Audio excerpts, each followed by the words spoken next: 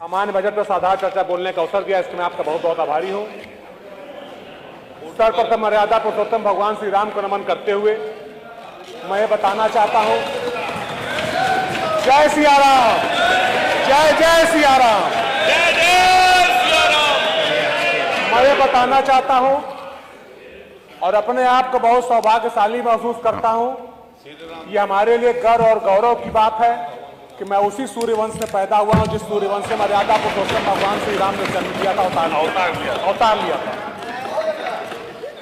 हम सदन के माध्यम से ये बोल रहे हैं मंदिर निर्माण के पक्ष में जो माननीय उच्चतम न्यायालय ने आदेश दिया और सर्वसम्मति से दिया, उनको मैं बहुत बहुत बधाई देना चाहता हूं। और देश के करोड़ों लोगों को और अंतर्राष्ट्रीय स्तर पर उन करोड़ों लोगों को बहुत बहुत बधाई और धन्यवाद देना चाहता हूं जिन्होंने हजारों करोड़ रुपए की व्यवस्था किया और भव्य मंदिर का निर्माण किया। उन सारे लोगों में बहुत बहुत बधाई देना चाहता हूं। साथ ही मान्यवर, जन जन में राम है, कण कण में राम है।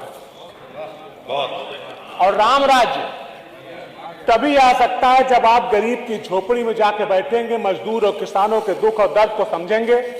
जैसे मर्यादा पुरुषोत्तम भगवान राम 14 वर्ष के वनवास में गए तो हिमवासी, गिरवासी, वनवासी सबके बीच में गए, और जब लौट करके 14 साल बाद आए तो किस तरीके से चक्रवर्ती सम्राट बने और उनके राम राज्य की कल्पना और तुलना आज तक की जाती, क्योंकि गांव गरीब, मजदूर और किसान के बीच में रहे।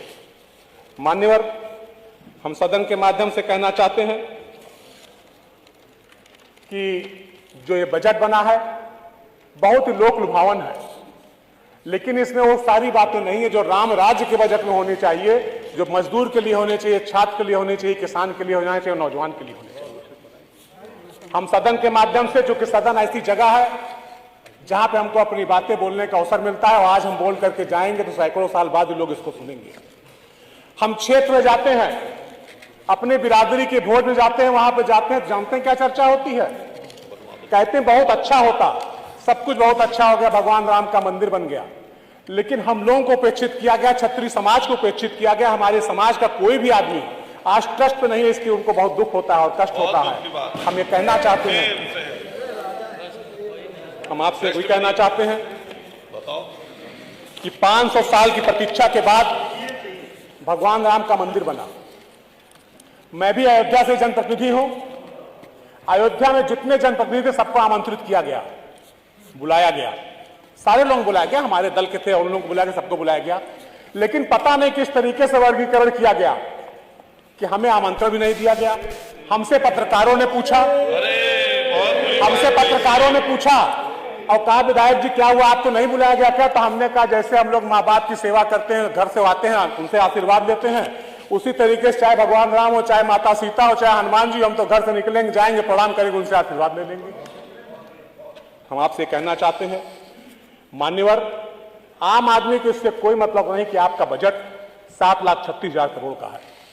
पर कैपिटा इनकम कितनी बढ़ जाएगी, इससे उसको कोई मतलब नहीं है।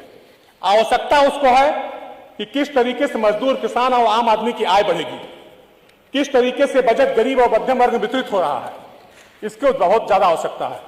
हम आपसे कहना चाहते हैं यह महत्वपूर्ण है कि इस बजट का लाभ गरीब आदमी को, मजदूर को, किसान को कैसे मिलेगा, इसकी है। हम आपसे भी कहना चाहते हैं बड़ी रोडें बन जाएं, बड़े बड़े पुल बन जाएं, लेकिन अगर गांव का विकास, गांव का इंफ्रास्ट्रक्चर नहीं बढ़ेगा तो गांव वालों को कोई फायदा उससे नहीं होता है। हमारी समाजवादी पार्टी सरकार में लोहिया गांव के माध्यम से, जनेश्वर मिश्रा गांव के माध्यम से गांव का विकास होता था, गांव के अंदर के इंफ्रास्ट्रक्चर का विकास होता था, जिससे गांव वालों को फायदा मिलता था। हम आपसे कहना चाहते हैं मान्यवर, अच्छा बजट वो है जिससे गांव और मजदूर के, किसान की इनकम बढ़े, ना कि पूंजीपतियों की इनकम बढ़े। इस बजट में ऐसी कोई व्यवस्था नहीं है कि गांव के मजदूर और किसान का बजट बढ़े, इससे पूंजीपतियों को ही लाभ होने वाला है। हम आपसे कहना चाहते हैं कि हम इसके लिए बधाई देना चाहते हैं माननीय मुख्यमंत्री जी को। उन्होंने ओडीओपी में मुजफ्फरनगर, मेरठ, बागपत जैसे जिले को छोड़कर के अयोध्या जनपद का चयन किया, ओडीओपी में गन्ने की खेती के लिए, गुड़ के लिए। लेकिन हम ये भी कहना चाहते हैं आपसे कि आज गन्ने किसानों के बहुत बुरे हालात हैं। पंजाब और हरियाणा नहीं, हमारे अयोध्या भी ओडीओपी में है, हाँ हमारा अयोध्या भी है। आज पंजाब और हरियाणा में गन्ना किसानों को उनके फसल का मूल्य ज्यादा मिल रहा है, गन्ने का मूल्य उत्तर प्रदेश ज्यादा मिल रहा है। इस बजट में उत्तर प्रदेश के किसानों को गन्ने का मूल्य ज्यादा देने के लिए कोई व्यवस्था नहीं की गई है। हम बहुत निराशा हुई जान करके। हम आपसे भी कहना चाहते हैं कि आज गांव में रहने वालों की आर्थिक हालात बहुत गिरती जा रही है। वो अपने बच्चों को दिल्ली, इलाहाबाद, लखनऊ भेज करके उच्च पढ़ाई नहीं पढ़ा पा रहे हैं, IAS से तैयारी नहीं करा पा रहे हैं। हमारी सोच थी कि अगर आपने गांव के गरीब मजदूर किसान के बच्चों को पढ़ने के लिए, IAS और PCS तैयारी करने के लिए कोचिंगों में निःशुल्क शिक्षा की व्यवस्था की होती तो उससे बहुत ज्यादा लाभ होता। हम आपसे कहना चाहते हैं, गांव में आशा बहुएं होती हैं, आंगनबाड़ी कार्यकर्ती होती हैं, रसोईया होते हैं, इनके लिए इनका मानदेय बढ़ाने के लिए कोई व्यवस्था नहीं की। इससे बजट को पढ़ करके बहुत निराशा हुई। हम आपके कहना चाहते हैं, मेडिकल कॉलेजों की संख्या बढ़ रही है। हमारे अयोध्या में बहुत बड़ा मेडिकल कॉलेज बना हुआ है, लेकिन हम प्रदेश की बात नहीं करते, सिर्फ अयोध्या की बात करते हैं कि जो मेडिकल कॉलेज बना है उसमें न किडनी का डॉक्टर है, न हार्ट का डॉक्टर है, न न्यूरो का डॉक्टर है, न कैंसर का डॉक्टर है।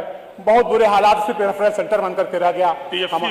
हमारा सदन के माध्यम से आप लोगों से अनुरोध है कि उसमें विकास किया जाए, अच्छे अच्छे डॉक्टर भेजे जाएं। अंतर्राष्ट्रीय स्तर के लोग आ रहे हैं, बाहर के लोग आ रहे हैं, विकास बहुत हो रहा है। हम विकास के लिए आपको बधाई देना चाहेंगे।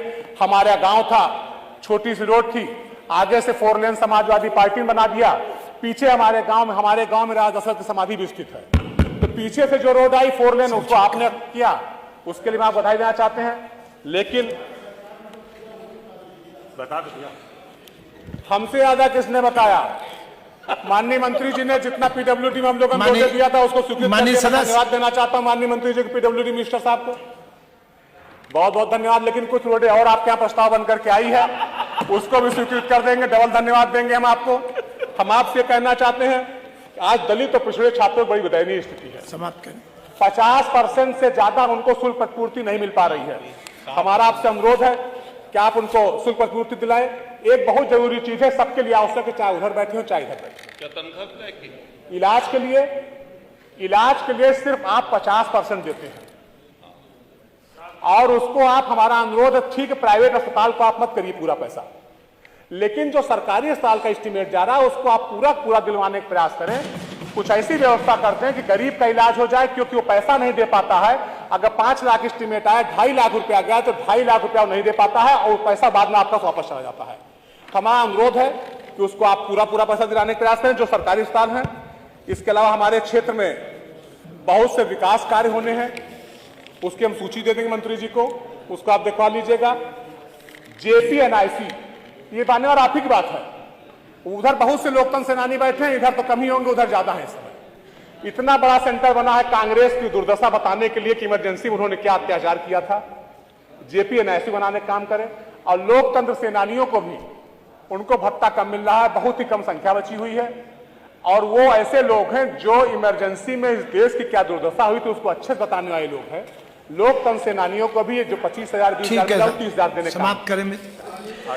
माननीय साहब, हम आपका बहुत बहुत आभार व्यक्त करते हैं कि आपने बजट में बोलने का अवसर दिया। बहुत बहुत धन्यवाद। जय सिया राम। माननीय चौधरी।